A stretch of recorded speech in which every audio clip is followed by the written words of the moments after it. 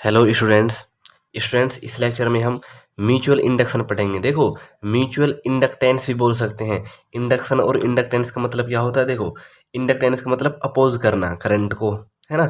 लेकिन इंडक्शन का मतलब अपोज करना, इंडक्टेंस का मतलब होता है कितना उसने अपोज किया। जैसे कि कैपेसिटेंस, कैपेसिटर पढ़ा है आपने। कैपेसिटर क्या होता है? चार्ज को स्टोर करना। कैपेसिटेंस, कैपेसिटेंस का मतलब कितना उसने चार्ज को स्टोर किया है, मतलब कितना पता करने के लिए हम कैपेसिटेंस लगा देते हैं। ओके जी, बात समझ में आ गई होगी आपकी। तो देखो, म्यूचुअल इंडक्शन पढ़ते हैं। Mutual induction is the property of two coils due to which each oppose any change in the strength of current flowing through the other by inducing EMF. नहीं आया समझ? कोई बात नहीं। देखो, म्यूचुअल इंडक्शन प्रॉपर्टी है दो कोइल की। हमारा सेल्फ इंडक्टेंस क्या था? एक कोइल की प्रॉपर्टी थी। ये सिर्फ दो कोइल की प्रॉपर्टी है। ड्यू टू विच, जिसकी वजह से, ईच, जिसकी वजह से एक, oppose any change in the strength of current flowing, मतलब जिसकी वजह से एक करंट की जो स्ट्रेंथ है उसको रोकेगी। किसकी? किसकी स्ट्रेंथ को? जो दूसरी अदर बाई इंड्यूस ईएमएफ। किसकी? जिसमें दूसरी में इंड्यूस ईएमएफ हो रहा है। मतलब नहीं आया समझ में? तो एक बार और देखिए, इस बार आपको समझ में आ जाएगा। देखो, ये दो कोइल की प्रॉपर्टी है। ओके जी, तो हम एक कोइल बना देते हैं और ये हमारी एक बैटरी है और ये एक टैपिंग की है। करंट इस तरीके से आ जा रहा है, इस तरीके से आ रहा है। तो स्टूडेंट्स देखो, ये हमारी प्राइमरी कॉइल है। प्राइमरी यानी कि प्रथम, पहली, P1 और P2। ओके जी। लेकिन इसके पास एक जस्ट एक और कॉइल होती है जिसे हम सेकेंडरी कॉइल बोलते हैं।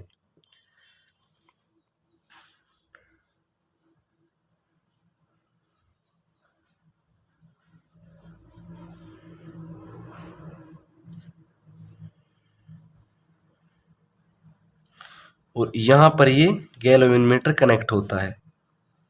बताओ गाइस, क्लियर है बात? यहाँ तक हमने पहली बात ही समझा। ओके जी। देखो जी, होता क्या है, ये आपने पता है कि म्यूचुअल इंडक्शन होने के लिए सेल्फ इंडक्शन होना जरूरी है। देखो, सेल्फ इंडक्शन, अब ये हमारा यहाँ तक सेल्फ इंडक्टेंस है, आपको पता है। देखो, सेल्फ इंडक्टेंस में इंड्यूस ईएमएफ क्यों होता है, कैसे होता है? मतलब हमारा जो वोल्ट होता है वो एकदम पीक लेवल पर नहीं जाता, धीरे धीरे इंक्रीज होता है और धीरे धीरे डिक्रीज होता है। इस इंक्रीज और डिक्रीज होने के कारण, स्लोली स्लोली होने के कारण ही हमारा इंड्यूस ईएमएफ होता है, क्योंकि उसमें मैग्नेटिक फ्लक्स भी चेंज होता है धीरे धीरे। बात समझ में आ रही होगी।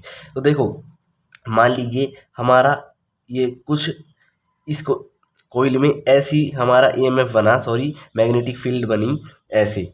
तो यानी कि क्योंकि ये हमारा पीक लेवल था, यानी कि सॉरी कम लेवल था, उसके बाद कुछ ज़्यादा बन जाएंगी। तो मान लीजिए एक ऐसा लेवल आया तो जिसमें मैक्सिमम लेवल करंट था, तो उस समय हमारी ये फील्ड लाइंस कुछ ऐसे दिखेंगी। देखो, यहाँ से मतलब इतनी बड़ी हो जाएंगी क्योंकि करंट का लेवल भी वहाँ पर हाई हो जाएगा। ऐसे इस तरीके से दिखेंगी। बात समझ में आ रही होगी आपको? ऐसे दिखेंगी। ओके जी। मतलब ये तो अब हमने, मैक्सिमम करंट था तो कम भी करंट होगा।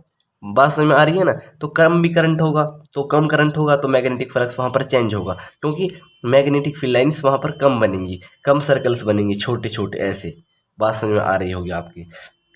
तो जैसे यहाँ पर गैल्वेनोमीटर में डिफ्लेक्शन शो होगा, क्योंकि यहाँ पर इंड्यूस ईएमएफ होगा। क्यों होगा? क्योंकि यहाँ पर ये हमारी कोइल है, ये हमारी मैग्नेटिक फ्लक्स लिंक हो रहा है इसके साथ, मैग्नेटिक फ्लक्स जुड़ रहा है इसके साथ। तो एक बात तो आपको समझ में आ रही होगी कि सर, म्यूचुअल इंडक्शन सिर्फ होता कुछ नहीं है, क्योंकि वो सेल्फ इंडक्शन ही होता है।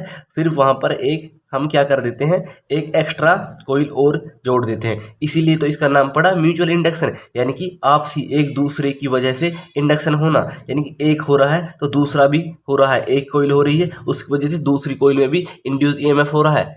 बात समझ में आ रही होगी आपको? तो बताओ।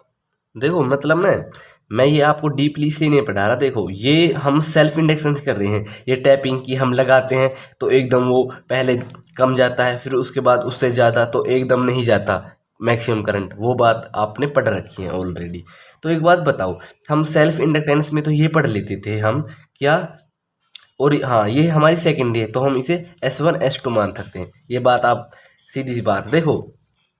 अब ये बात आप लिख सकते हो कि देखो P1 एंड P2 आर क्या है, primary coil with connected a battery. Okay, S1 and S2 are secondary coil with connected galvanometer. ये सिंपल सी बात आप लिख सकते हैं। मैं आपको वो कराता हूँ जो जितना हमें चाहिए। आपका एक्स्ट्रा टाइम, कीमती टाइम मुझे वेस्ट करने की कोई ज़्यादा ज़रूरत नहीं है। ओके जी, ठीक है। तो एक बात और मैन जो हमें आगे पढ़ेंगे कोफिशिएंट ऑफ म्यूचुअल इंडक्शन में यूज़ होगा, वो बात और बता दूं मैं आपको।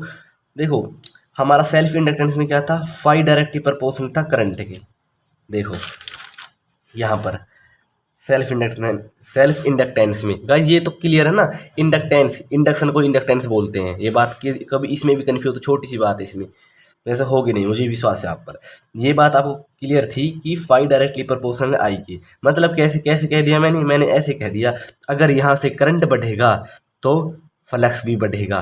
फ्लक्स क्यों बढ़ रहा है, क्योंकि फ्लक्स उस पर निर्भर है, क्योंकि फ्लक्स निर्भर है करंट पर। क्यों निर्भर है, देखो यहाँ पर 5 वोल्ट गया, 5 वोल्ट से हमारा मैग्नेटिक फील्ड जो इस तरीके से बना है ना, अगर मैं 10 वोल्ट दूं, 10 वोल्ट इससे डबल बन गया। यानी कि एक बात समझ में आई हमें, करंट बढ़ा तो हमारी फ्लक्स भी बढ़ गया, मैग्नेटिक फील्ड भी बढ़ा है, और मैग्नेटिक फील्ड को ही हम मैग्नेटिक फ्लक्स बोलते हैं गाइस। ये सिंपल सी बात है, मुझे पता है। लेकिन इसमें क्या है, इसमें ऐसा नहीं है। इसमें बात हम इस कॉइल की नहीं कर रहे, बात हम इस कॉइल की कर रहे हैं ना गाइस। तो देखो एक बात बताओ मुझे, अब यहाँ पर इसे क्या मान रहा हूँ मैं, इसे I1 करंट मान रहा हूँ। ओके जी, ठीक है। तो एक बात बताओ, करंट इसका बढ़ेगा, लेकिन और ये E2 है, यानी E2 EMF, ये E1 है। बताओ गाइस, क्लियर है बात। और मैं एक और बात बता दूं, इसका फ्लक्स को मैं φ1 मान रहा हूं और इसका फ्लक्स को मैं φ2 मान रहा हूं। बात क्लियर है। तो लेकिन हम बात कर रहे हैं सेकेंडरी कोइल की, तो सेकेंडरी कोइल में फ्लक्स क्या है, φ2 है, यानी कि φ2 डायरेक्टली प्रोपोर्शनल है किस करंट के, बताओ जी, क्या इस करंट के है, क्योंकि नहीं, इस करंट के नहीं है, करंट इसके है, प्राइमरी कोइल की करंट के है। तो प्राइमरी कोइल का करंट क्या है, I1। ये बात समझ में आ गई, तो ये आगे यूज होगी गाइस। ओके जी, ठीक है। तो स्टूडेंट इस लेक्चर में इतना ही, तब तक के लिए हमारे चैनल को share, subscribe and like please करना ना भूलिएगा।